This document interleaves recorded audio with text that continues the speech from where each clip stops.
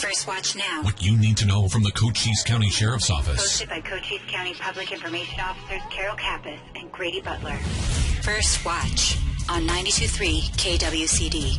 And it's brought to you by Sulphur Springs Valley Electric Cooperative, giving you an inside view into your Sheriff's Office. I'm Grady Butler, and with me is Carol Kappas, Public Information Officer with the Sheriff's Office, and Sheriff Mark Daniels. Good morning. Good morning, Cochise County. Hello, everyone.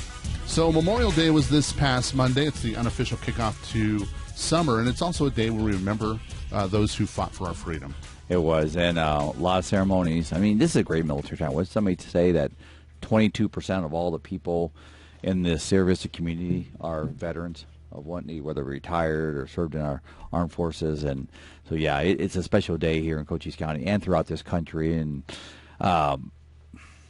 being a vet myself, I tell you, it's embracing to see the ceremonies from Fort Huachuca at Old Post to Veteran Center off BST there, and the different vets and community members come together to totally understand. I think it scares a lot of people that we never forget why we have our freedoms and liberties. That's right, and making sure that we recognize people on that particular day. So, even though people will say Happy Memorial Day, it's really not that. It's just Memorial Day. It's just how we recognize the people that sacrifice so much for us. It is, and there's a big confusion, and people are genuinely good when they say that. It's not an intentionally bad thing when they say it, but it's a misunderstanding why they say it. The fact that Veterans Day and Memorial Day, two different days. I know there's been some clarification, but I thought the Service Herald did a very good job. Cherry Creek, you guys always do a good job of supporting our vets in this community and recognizing them, and especially those that paid the ultimate price for us to enjoy this radio show today, for example. And another thing that we need to notice is the officers that also give their lives, and we did lose 2 officers within the last couple of weeks here. I tell you, it's a rough time for law enforcement right now.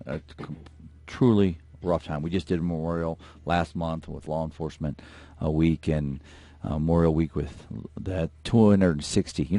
This is something I think is really important. 260 law enforcement officers in 2020 lost their lives just under COVID. A lot of people don't realize that. 260. Then you had over 100. I think it was 130. I think it was something like that. Another law enforcement officers killed in line of duty when it comes to gunfire, accidents, traffic accidents is a big one, assaults. So it's a tough time, and I'll tell you, 28% surge of law enforcement officer killings in this country right now. So we got a big challenge in our hands, and my heart goes out to Nogales and Phoenix, losing the officers up there, and both traffic related. Something we talk about in the show every week, and that is attentive driving. I mean, Nogales, talk about the move over law. He was hit working construction, off-duty construction detail, and then the Phoenix officer, somebody blew over a stop sign and killed him. I believe that person was impaired. Yeah, and that person died as well. So, I mean, you just have to be so careful. And after we keep talking and talking and talking about it, and these things continue to happen, but our listeners know that they are listening. We've got really good feedback from them saying, hey, we heard you say it. We know that that's what's going on. And we just really need to make sure that people stay safe out there, because you can get hurt yourself, but more importantly, you can hurt other people. So pay attention. Yeah, we got to be conscious drivers. We truly do, and be attentive to what's going on out there. People we get complacent. We drive a car every day to work. We all came here today to the radio show, but I tell you, responsible driving. That's a 5,000-pound deadly weapon if you're not handling that properly. So again, my heart goes out to these 2 officers, and I know they had some shootings. I believe it was in Texas too, where a couple officers were shot here recently, and Texas is taking a big hit on law enforcement attacks and killing. So again, I've said it, and I'll say it again on the show. Shooting or attacking a law enforcement officer is an attack on a community, because we're community based, and if we're not, shame on that organization. That's right, and you have to take all of that into consideration, the things that are going on right now, and who are your first line of defense? It's public safety, and so you need to make sure to realize that. Yeah, in rural America, it's so prevalent in rural, where your law enforcement officers, not by a badge number, but by name. And that's the great thing about serving in rural America, which is 88% of the policing in this country, is we know our law enforcement officers, the men and women that go out there every day, whether it's correctional, whether it's public safety and the patrol, they're out there doing the right thing. And that goes for our fire department folks, too, that are out there. I mean, these are homegrown people that grew up in these communities, attended schools here, that webbed out into the professional world, and so we all know each other. So when we lose a law enforcement officer, like Nogales, which is a very small community, that's got to be tough for that community. That's a ripple, and I know they had the services earlier in the week, for that officer. So again, my heart goes out to them. And some of the craziness that's going on for law enforcement too. Sierra Vista Police Department had a swatting incident, and so if you haven't heard about this, it's good, Carol. Tell us about that. Swatting. First, let me explain what that is. And you all heard it, spoofing too, where they'll get a call of an incident, and it's usually a critical incident. In this case, it was a call that the son had killed the mother, I believe it was, and was still in the residence with the weapon. Now, he never gave the apartment number, so when they got there, they had no idea. I think there was like 20-some apartments. They had to lock the whole complex down. Our office was there helping, our deputies, Service PD, and we work so well together. That's what's great in this county. Again, rural policing. That we had to set up a perimeter. I mean, you're taking innocent people's lives, you turn them upside down now because you're knocking on doors when you step out, and you just can't walk up to a door when you know somebody might be inside armed. So what happens is when that call comes in, and it's all cyber crime is what it is, where they're spoofing a call into our dispatch center. This is what's being reported, and then they actually have feedback to the person, the author of that swatting, and it's just incredible, but it's very, very dangerous for the citizens and our law enforcement.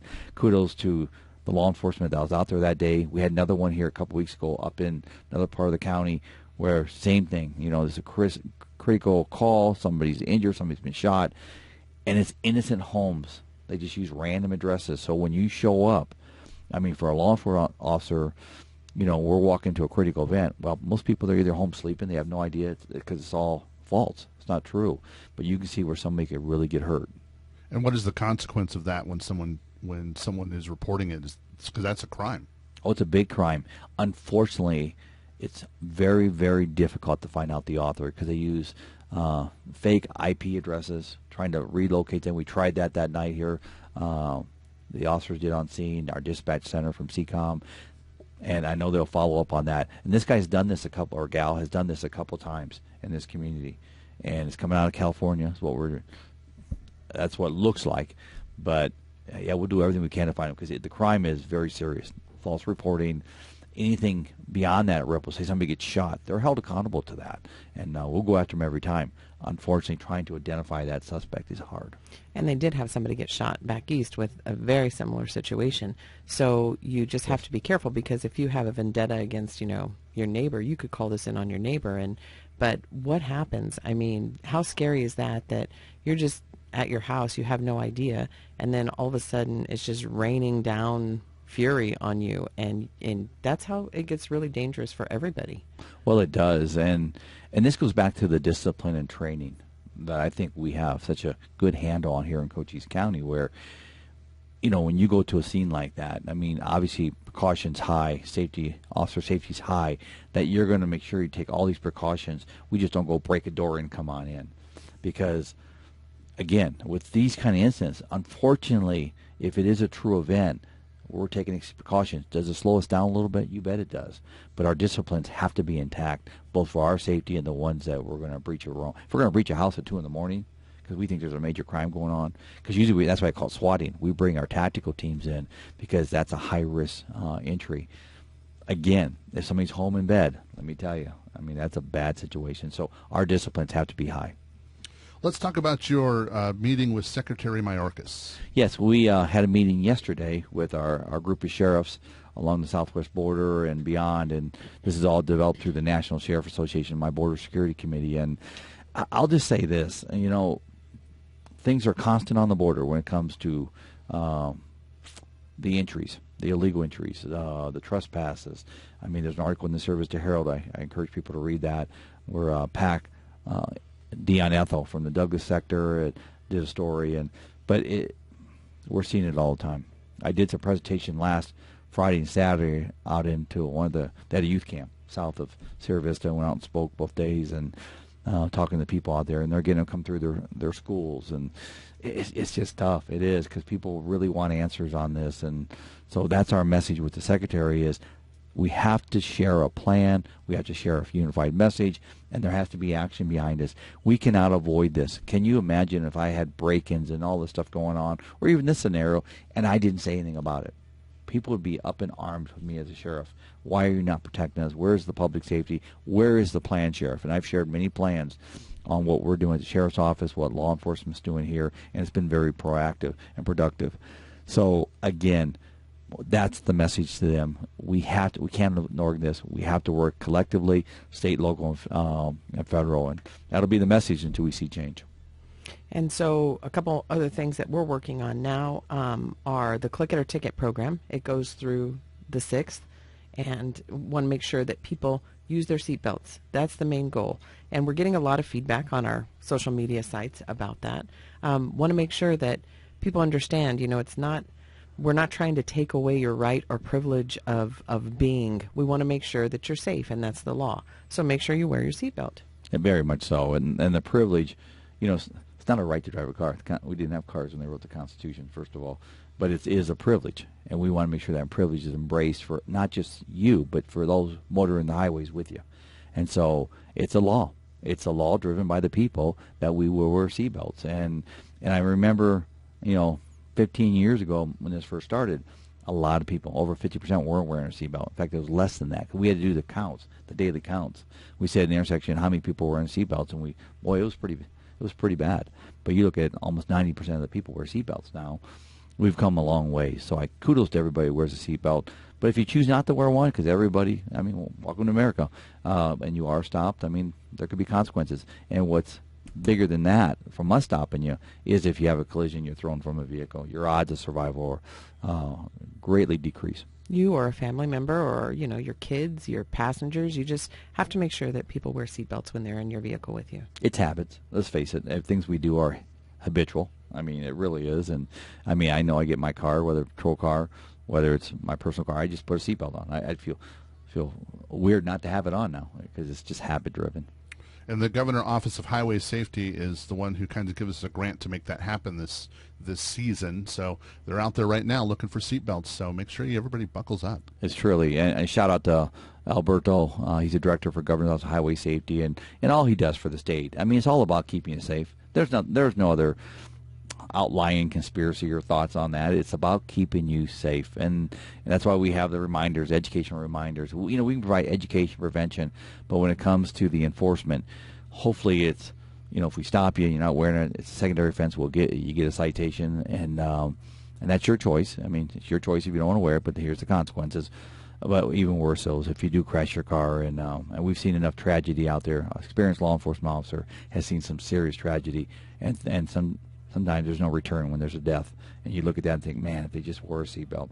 And car seats is part of this campaign as well. It is. I'm glad you bring that up, Grady. Yeah, car seats are huge. That's one of those things you all heard me say about you throw a cigarette out, I'm going to write you a ticket. That's another one. We're in the desert. We're in a drought. Come on, don't throw your cigarettes out. But second to that is buckle your kids up.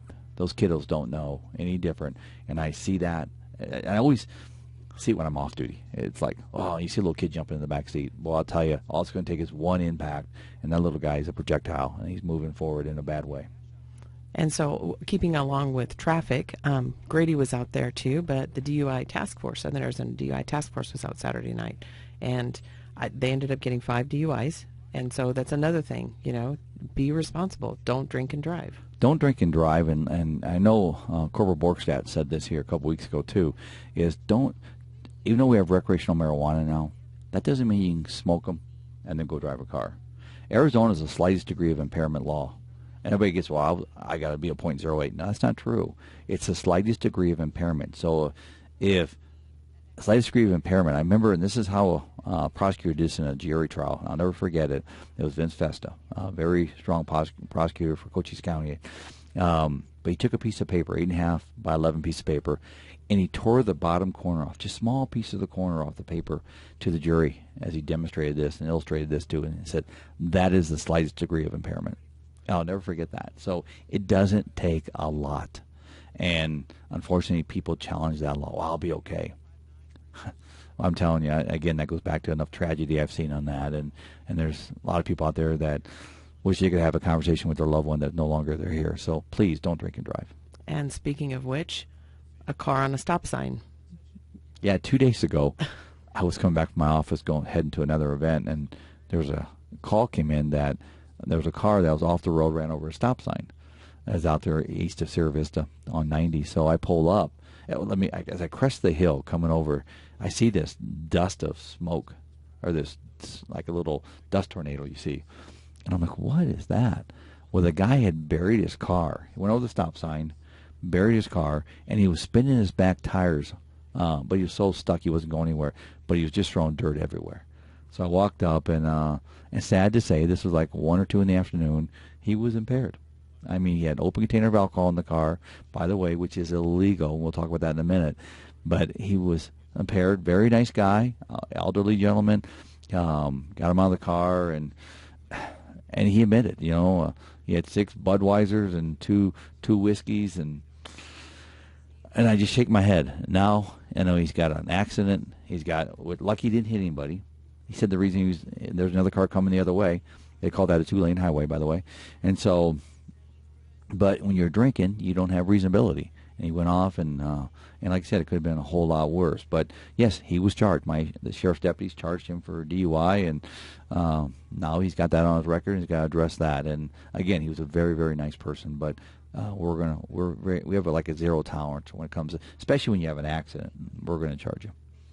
Well, let's talk about the new webpage that's kicking off next Wednesday. It's going to make sure that, Cochise County wanted to they already had web pages that were consistent, but they were busy. If you want something, if you're from out of state or you're just looking for something, you just want to log on and be able to access information pretty much at your fingertips. So what the county did, the IT people worked really, really hard on this, and they're continuing to work on it, but they minimized things. They grouped things better. They put buttons that are easier to click on. It's easier to read. So that kickoff is supposed to come Wednesday. So look forward to that, because it's like going to be more user-friendly. Every page is consistent again, so regardless of whether you're on the sheriff's page or the treasurer's page, it's going to look the same, and it's easier to navigate. So if anybody's been looking for anything on a web page and you've been so frustrated because you can't get from A to B, just make sure that you take a look at the county stuff, because they worked really long and hard on this, and they're going to keep doing it, but they've done a really outstanding job on that. They do these simpler, user-friendly for people like me, where I hate navigating those, and I'm not an IT. I remember when I was in college, I had one IT class. Thank God that's the only one I had. But lowest grade I ever got in college, too, was my IT class. So they make those buttons very simple for people like me. I'll just say that. And they're all consistent, again. So, if you're on one page versus another, you're going to notice that it's the same. So you don't have to go hunting around each individual page. So even though we're individual departments within Cochise County, it's going to be consistent. That's the important thing, and making sure that we're able to navigate through that easier. Well, my hat's off for our county IT for putting that together. And I know I went down and took a photo and didn't turn out well, but how do you put a photo when you got a radio head? I'm just going through that. There's a reason this is not live, not video. So, but seriously, I give our IT department credit for that. They did a great job. Before we get to our safety message, earlier, before we went on the air, you said you wanted to do a shout-out to somebody. Do you just want to do that? Well, I want to give a shout-out to all our firefighters out there. I mean, as you know, firefighters and law enforcement, we have this love-hate relationship. And it's truly. But I was told this morning that the Sierra Vista Fire Department they only got an hour's sleep last night. So I think we all need to come together in our community and embrace our Sierra Vista firefighters. It's a long night for them, and I have to remind them that they get paid. They get paid to go out there and do this. But again, they do an amazing job. They do. They've been very, very busy. Our firefighters and ambulance folks and EMS, I should say. I mean, they do. They run all night long. While we're sleeping, people's in need. They're out there helping them out. But I got to give them a little heck, or it wouldn't be the same after all the years I've been doing this. So thank you guys for what you do. And but I'll continue harassing you. That's what I do. And one final thing we just need to make sure we touch on one more time is rabies. We had a situation in St. David where we had a fox that turned up positive, and it was living with a colony of cats. Yes. So our USDA guys went out there, did an outstanding job. The woman's very, very happy that situation was abated. But they ended up with about 9 cats that ended up testing positive because they were living with this fox. So make sure your animals are vaccinated. It's really very important. Well, it's responsibility and it's manageable control. It truly is. I mean, feral cats, feral dogs. I mean, this goes back to homeowners. When you bring an animal home, you have a responsibility to take care of it. You can't abandon it. You can't leave it and then it becomes feral, which becomes a community nuisance at that point, and then we have to address it. And then we become the bad guys. Wait a minute. It started with a pet owner that did not take responsibility that brought us into the problem. So, yes, take care of your animals. Take care of your loved ones. I mean, they need us. We need them too, but we need to take care of them. And get them spayed and neutered. Yes, very. That's a Bob Barker. Yes, Bob Barker. Yep. Spay and neuter your animals. Well, let's give your safety message of the week. I want to talk about, I get questioned on this a lot, and that is, can you have an open container of alcohol in a vehicle in Arizona? And the answer is no. And that goes for passengers too. Because we stop, and because some states, I think Texas is one of them, that you can actually have an open container of alcohol as long as you're not the driver. In our state, no open container of alcohol, whether it's just open, because I had that too. Well, I wasn't consuming it. You didn't see me consuming it. It doesn't matter. Possession or open container falls under similar categories. So now what do you do if you're going to an event, a dinner in a friend's house, and you got a bottle of wine that's halfway open? Put it in the trunk. Or put it in an area where if you got an open Tahoe, put it in the back where it's out of arm's reach from the passengers or the driver, especially the driver. That's what we look for. But it is totally illegal to do that. And so many people say, well, I didn't know. Remember, ignorance of the law is not a defense of the law. And that's not to be insultive. But ignorance of the law is not a defense of the law. So that's why we have this great show sponsored by SSVEC. Good shout out there for you in regards to getting that message out there. All right, well, Sheriff Mark Daniels, we thank you for coming and talking to us Thank today. you, Grady. Thank you, Carol. And everybody have a great and safe week. And who do we have coming in next, Carol? We have Miss Judy Lynn, Cochise County Emergency Services Coordinator. First Watch on KWCD, brought to you by Sulphur Springs Valley Electric Cooperative.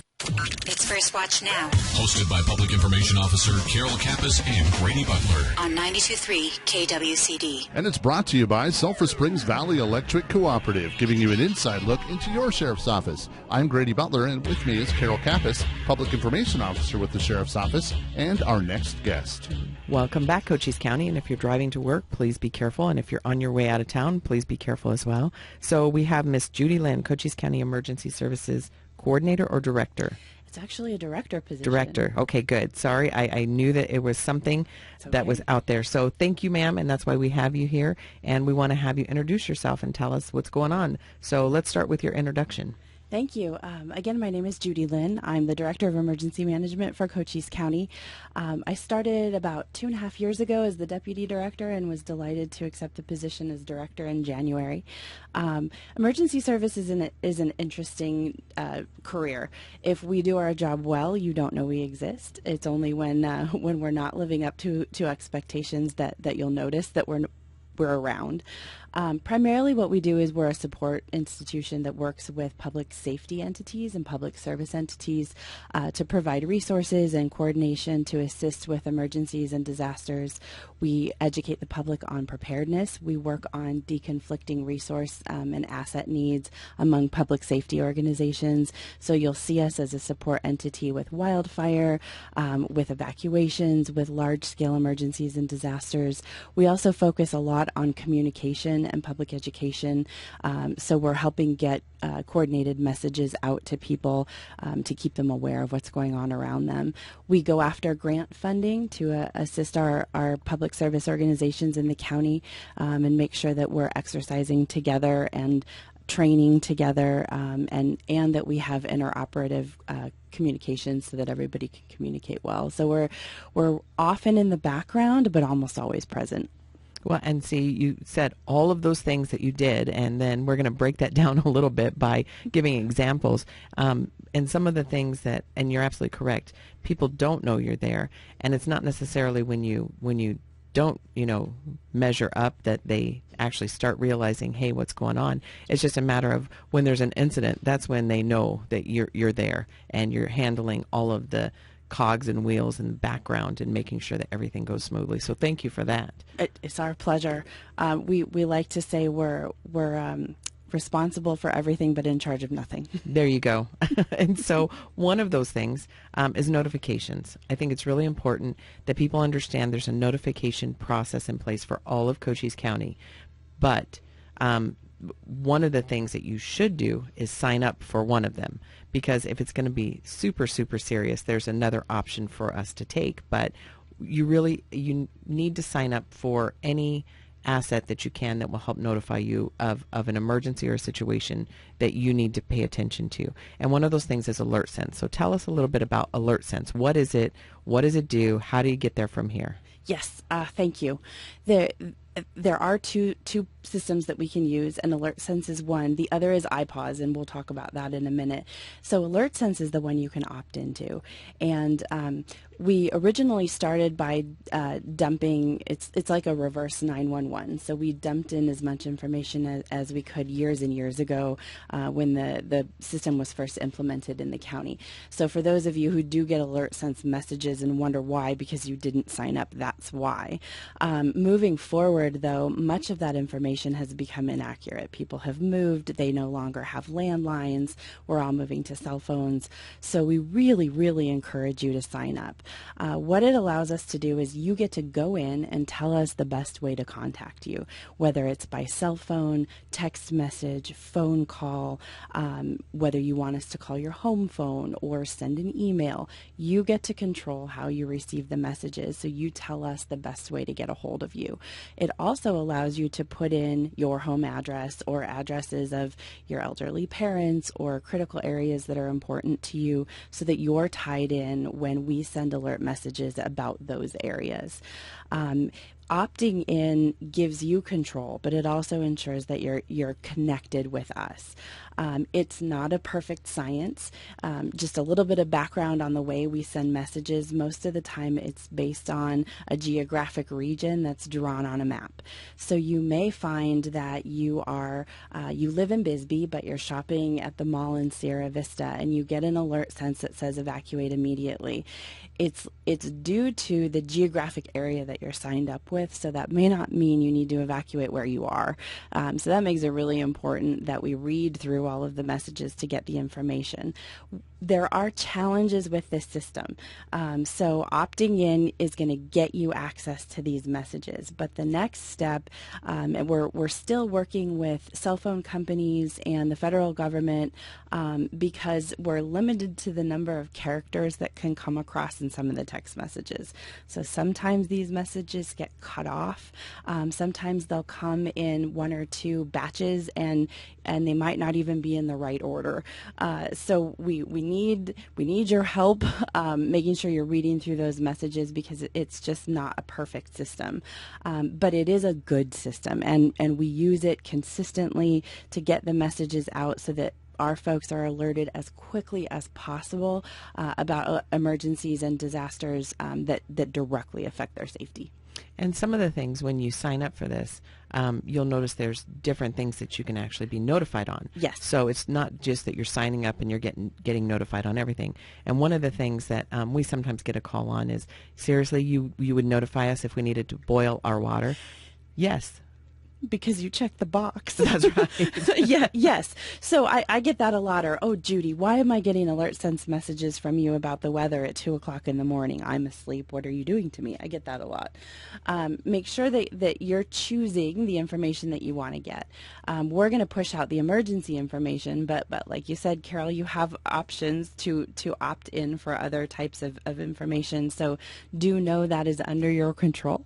And if you're getting messages that you don't want, just log back into your account and make those changes. That's right. And so that's really important, because you are the owner of your destiny, if you will. But it's a really good idea to know, because who would think that you need to boil water, right? Correct. So if you have that checked just as a default, and then all of a sudden you get a message that you need to boil your water, you know we are like DEFCON 4. You need to do something different, right? Please. So Yes. make sure that you take a look at all of those. But, understand that it's not a bad thing if you're notified of what's going on in your community. We try very hard to only send these kinds of alerts when it's absolutely necessary, because it's like spam in your email. You get so much of it that sometimes you lose critical emails because they're just buried in everything else that's coming. So we're very judicious with this system. We only use it when it's really necessary. So when you get these messages, know that it's important. And then that's the one you sign up for. Correct. What's the one you don't sign up for? So the other one is IPAWS, and it's run by, it comes out of FEMA and the federal government, and it stands for Integrated Public Alert and Warning System.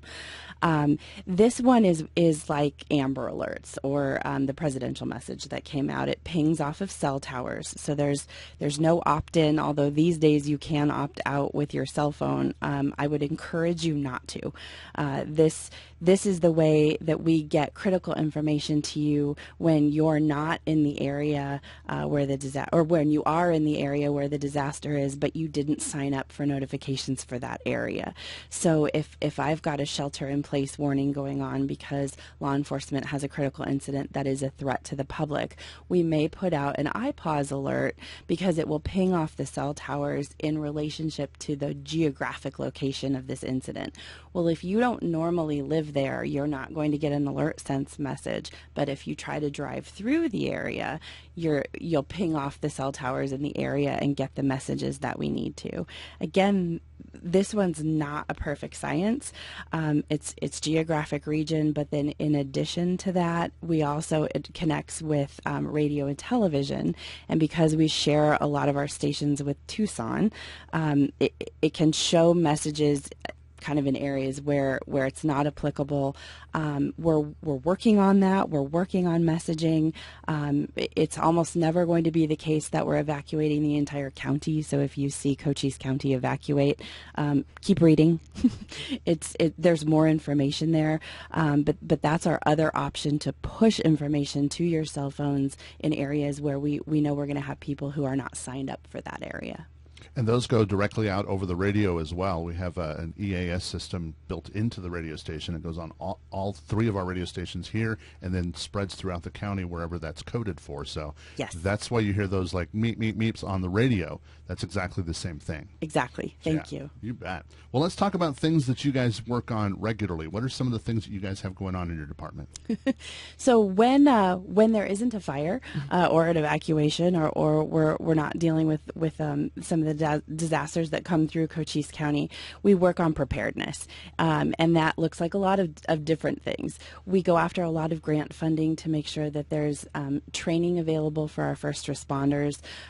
One thing that's very critical to an organized and timely and effective response to a disaster is making sure that multiple agencies are training together. We live in this amazing county where there's a lot of collaboration between agencies and often a regional response. So it's really important that they're able to train together, that they have equipment that allows them to communicate with one another, even if they're coming from different locations or different agencies. We also do education with the public. I speak a lot at community meetings with civic organizations to help talk about preparedness. We make sure that all of our plans are up to date. We have evacuation plans and emergency operations plans. This year is our year to update our county's hazard mitigation plan. So we'll talk about things like severe weather, drought, wildfire, dust. Dust actually is a disaster that we often need to mitigate from. It's less so here, but if you look at the drive between Tucson and Phoenix, you know how important that is. So there is always a lot of work to be done, even if you don't see us. But it's that cycle of preparedness and then response to disasters and then recovery from disasters. That's right. So you always have to practice, because one day you're going to need that. And so it's like muscle memory. You just make sure that you're ready for it to go. So yes. Speaking of one of those things, you mentioned wildfire. What in the heck? I mean, we were just talking before we started. So how much do you think that wildfire is going to impact Cochise County this year, specifically with the drought? It already has, so we're already seeing it. We've been incredibly lucky. We've had 2 fires already in the Horseshoe Scar, so we've had the Jack Fire and the Warren Fire, and boy, do we owe a debt of gratitude to those incident commanders and the crews that were able to come in and fight with us on those. Either one of those could have turned into Horseshoe 3 due to the dryness and the heat and the area where the fire was located, and we had some extraordinary work done in those areas, even if nobody saw it or talked about it. So it's already happening. In fact, over Memorial Day weekend, there was a wildfire about half a mile from my own house off of Coronado Memorial Road, and it happened quickly. And there are so many things that cause wildfires, and we're so dry right now. So we all have a role to play in this, and everything that we can do, and that includes knowing that we're in Type 2 fire restrictions in the forest. So no campfires, no smoking. Please make sure that you're not dragging chains when you drive along the road. Any spark can light that dry brush that's right along the freeway. And we often are going to need multiple departments to respond. So when there are wildfires, it takes a number of agencies coming together. Resources are already scarce in Arizona. There are some larger wildfires that are still raging in other parts of Arizona, and there are a finite number of resources. So we've been lucky. We've been able to bring in hotshot crews from Estes Park in Colorado and our partners over in New Mexico. But there is a finite number of those teams available. So the best we can do for ourselves is to keep those fires from happening. And some of that is in our control. Some of it isn't. We're going into lightning season. So we are very excited that there is a good possibility of a monsoon this year, much more so than we had last year, but we're not there yet. So we're staring down the barrel of a couple of weeks of dry lightning. So anything the public can do to help us keep from those fires from starting is appreciated. And backing up to Horseshoe, you mentioned it, and if anybody doesn't remember, the Horseshoe 2 was in 2011, running simultaneously with Monument Fire. That was up north in the Portal zone. Mm-hmm. And you're absolutely correct. The Horseshoe was actually the second largest fire in the state's history. Mm-hmm. So we need to just really keep that in perspective, that it was right here in Cochise County. And in the past 2 weeks, you've already had 2 in the footprint of Horseshoe 2. Mm-hmm. So we just need to make sure that if it can happen in that remote of an area, it can happen anywhere. So please be careful. And then the Type 2 fire restrictions, mm-hmm. Does that include target practice? Yes. Okay. It's not specific. Technically, Type 2 restrictions are having to do with no campfires and no smoking. But if you read all of the language, it's very clear that anything that can produce a spark, we need to be avoiding those activities. And let's talk about the 4th of July that's coming up. I love the 4th of July, yes. just like everybody, and I love fireworks. Please bear with us this year. We're making judicious decisions together to do what is in the best interest of the county with regard to fire season and to the restrictions. We're working with our partners who know weather and who know what the potential is and the risk. I apologize. I didn't come in prepared to talk about what fireworks shows are planned and not planned. But what I would tell everybody who's listening is while it might be disappointing if things get canceled or if there aren't as many shows as usual, just trust that we're trying to do the best that we can, and we're looking at other ways to celebrate together as we are starting to come out of COVID. Hopefully more people are safe to get together and congregate. I understand there's at least one parade, so there will be activities, but please leave the fireworks to the pros. And if you're going to engage in playing with fireworks, make sure that you're abiding by all of the laws and the rules, and that you have a very safe area around where you're working that won't catch on fire. It's so easy. It's so easy. It can be just using. A lot of people I know use a little blowtorch to get rid of weeds in their yard, and the next thing you know, you've got a big wildfire. So just please be careful. It's not for forever. It's just to get us through this fire season, and then once the rains come, we'll be able to get a little bit back to normal. Well, Judy Lynn from Cochise County Emergency Services, we thank you for coming and talking to us today. It's been such a pleasure. Thank you so much for having me. Carol, how do they find us at the Cochise County Sheriff's Office? So you can go to our webpage at cochise.az.gov/sheriff, and keep in mind that's going to be brand new looking come Wednesday or Thursday of this week, so we're excited. Also our social media at Cochise County Sheriff's Office, Sheriff Mark J. Daniels for our Facebook, and it has links to our Twitter and our Instagram account from there. So make sure you, and if you need to call us, 432-9500, make sure you give us a shout. First Watch on KWCD Country, brought to you by Sulphur Springs Valley Electric Cooperative.